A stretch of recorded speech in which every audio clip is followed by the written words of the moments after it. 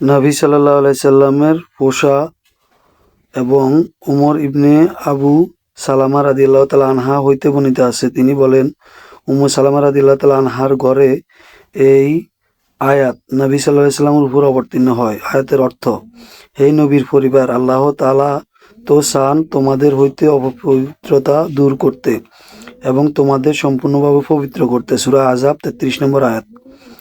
সেই সময় নবী সাল্লাল্লাহু আলাইহি সাল্লাম ফাতেমা, হাসান, হোসেন রাদিয়াল্লাহু তাআলা আনহুকে ডাকেন এবং তাদের একখানা চাদর আবৃত্তি করেন এবং তার পিছনে আলী রাদিয়াল্লাহু তাআলা আনহু ছিলেন। তিনি তাদেরকে চাদরে ডেকে নেন, তারপর বলেন, হে আল্লাহ, এরা আমার আহলে বায়াত, অতএব তুমি তাদের হইতে অপবিত্রতা অপসারণ করে দাও এবং তাদের উত্তমভাবে পবিত্র করো।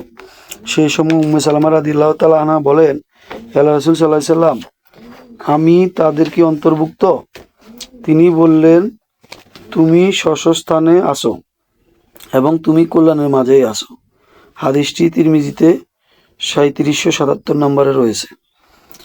যায়েদ ইবনে আরকাম রাদিয়াল্লাহু তাআলা আনহু হতে বর্ণিত আছে, তিনি বলেন, রাসূল সাল্লাল্লাহু আলাইহি সাল্লাম বলেছেন, তোমাদের মধ্যে আমি এমন জিনিস রেখে গেলাম যা তোমরা শক্তভাবে অনুসরণ করলে তোমরা পরে কখনো পথভ্রষ্ট হবে না, আর একটি অন্যটির তুলনায় বেশি মর্যাদাপূর্ণ ও গুরুত্বপূর্ণ। আল্লাহ তাআলার কিতাব ও আকাশ হইতে মাটি পর্যন্ত দীর্ঘ এক রশি এবং আমার পরিবার অর্থাৎ আহলে বায়াত, এ দুইটি কখনো আলাদা হইবে না। কাউসার নামক ঝর্ণা আমার সঙ্গে একত্রিত না হওয়া পর্যন্ত। অতএব তোমরা লক্ষ্য করো আমার পরে দুইজনের সঙ্গে তোমরা কিভাবে আচরণ করো। হাদিসটি তিরমিজিতে 3788 নম্বর রয়েছে, মিশকাতে 6146 নম্বর রয়েছে, নাজির কিতাবে রয়েছে 977-978। হযরত আনাস ইবনে মালিক রাদিয়াল্লাহু তাআলা আনহু হতে বর্ণিত আছে, তিনি বলেন, রাসূল সাল্লাল্লাহু আলাইহি সাল্লাম বলেছেন, আমার উম্মতের মধ্যে আবু বকর রাদিয়াল্লাহু তাআলা আনহু আমার উম্মতের প্রতি সবচেয়ে বেশি দয়ালু। আল্লাহ তাআলার বিধান প্রয়োগে ওমর ও তাদের মাঝে সবচেয়ে বেশি কঠোর। তাদের মাঝে ওসমান ইবনে আফফান সবচাইতে বেশি লাজুক এবং তাদের মাঝে হালাল ও হারাম প্রসঙ্গে মুয়াজ ইবনে জাবাল রাদিয়াল্লাহু তাআলা আনহু বেশি ওজিফাহাল। তাদের মাঝে ফারাইজ উত্তরাধিকারী সম্পর্কিত বিধান সম্বন্ধে যায়েদ ইবনে সাবিত সবচাইতে বেশি অভিজ্ঞ। তাদের মধ্যে অধিক উত্তম রূপে কোরআন মাজিদ পাঠকারী ওবাইদ ইবনে কাব রাদিয়াল্লাহু তাআলা আনহু। আর প্রত্যেক উম্মতের একজন সবচাইতে বেশি বিশ্বস্ত লোক থাকে। এই উম্মতের সর্বাধিক বিশ্বস্ত লোক হইল ওবাইদুল্লাহ ইবনে জারা।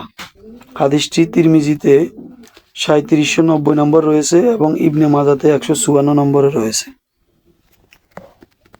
হযরত আনাস ইবনে মালিক রাদিয়াল্লাহু তাআলা আনহু হতে বর্ণিত আছে, তিনি বলেন, রাসূল সাল্লাল্লাহু আলাইহি সাল্লাম বলেছেন, আমার উম্মতের মাঝে আবু বকর রাদিয়াল্লাহু তাআলা আনহু হইলেন আমার উম্মতের প্রতি সর্বাধিক দয়ালু। তাদের মধ্যে আল্লাহর বিধান প্রয়োগে সর্বাধিক কঠোর হইলেন ওমর। তাদের মাঝে সর্বাধিক লজ্জাশীল হইল হযরত ওসমান। তাদের মাঝে সর্বাধিক উত্তম কোরআন পাঠকারী হইলেন ওবাইদ ইবনে কাব। তাদের মাঝে ফারাইজ সম্পর্কে সর্বাধিক জ্ঞান যায়েদ ইবনে সাবিত এবং তাদের মাঝে হালাল হারাম সম্পর্কে সর্বাধিক জ্ঞান হইলেন মুয়াজ ইবনে জাবাল রাদিয়াল্লাহু তাআলা আনহু। সাবধান, প্রত্যেক উম্মতের মাঝে একজন সর্বাধিক বিশ্বস্ত লোক আছে। আমার উম্মতের মাঝে সর্বাধিক বিশ্বস্ত লোক হইলেন ওবাইদুল্লাহ ইবনে জারা। হাদিসটি তিরমিজিতে 3791 রয়েছে এবং ইবনে মাজাতে 154 নম্বর রয়েছে।